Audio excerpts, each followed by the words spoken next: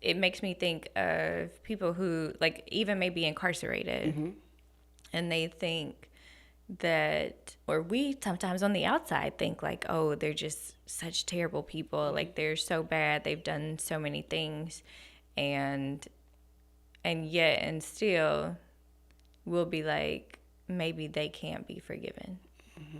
Maybe they can't actually heal from it. Maybe they can't grow from it.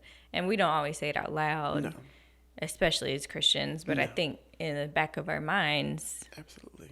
we believe that Absolutely. still. I still, right up until before I finished the class, I still thought it was a piece of me that could probably potentially go to hell because God was not pleased with what I've done.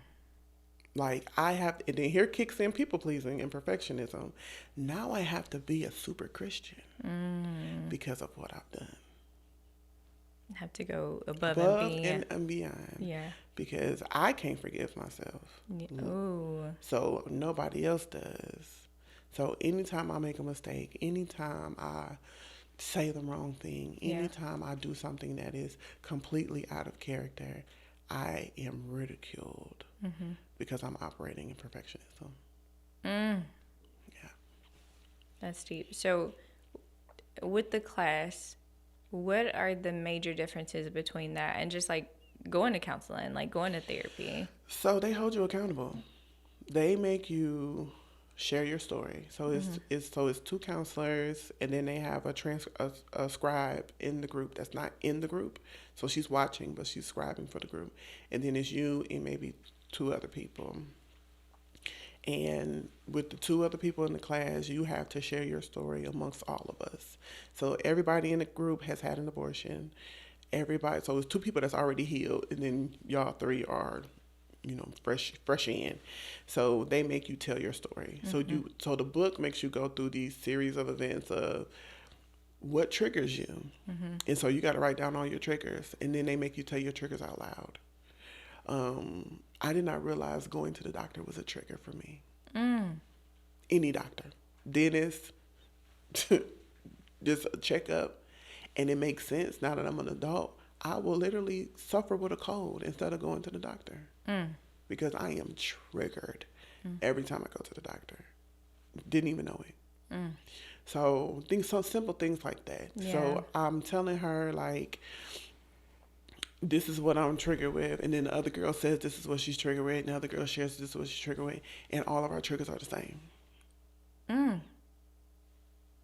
Even Not down to even- the counselors. Yeah, like not even realizing that there's a commonality because of what you've went through. Yeah, it's a side effect to abortions that nobody knows because we don't talk about. So they make you tell your story, and then they make you remember every little finite detail of what happened that day and leading up to that day.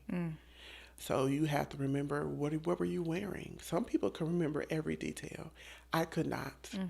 My brain had did a wonderful job of repressing, compartmentalizing it to the point where I couldn't even remember one of the guys' names. Like, that's how deep I buried it. Yeah. And so I inboxed one of my old friends. I was like, hey, what was your cousin's name? And he sent me the picture, and literally, like, the floodgates, like almost like in the Matrix when he opened that file cabinet and it kept going. It was just like that. And I was like, oh my God, like, I completely forgot about this. Yeah. And then here comes the emotions. Here comes the sadness. Here comes the shame, the guilt, the depression. And I'm like, why am I feeling like this? Yeah, like, brace myself. Like, hold For the on. Like, turbulence. these are... Yeah.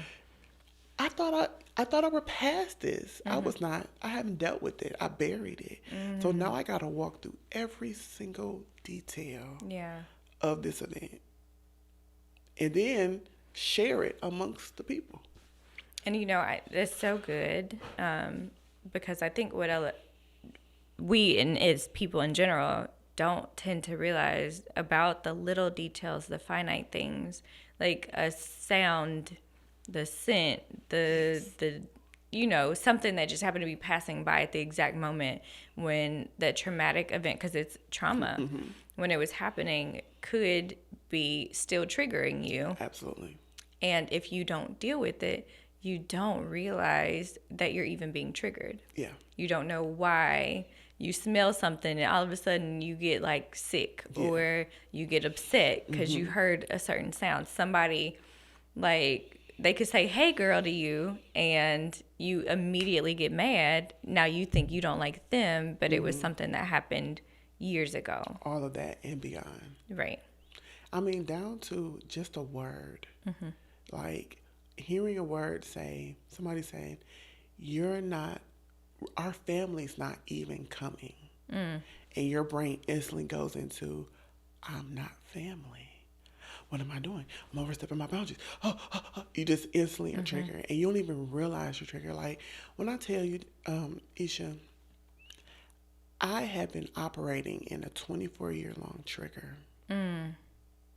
And everything that I had experienced from my very first abortion until abortion recovery was part of the trigger. Thanks so much for joining us for this episode. You've heard from us. Now we want to hear from you.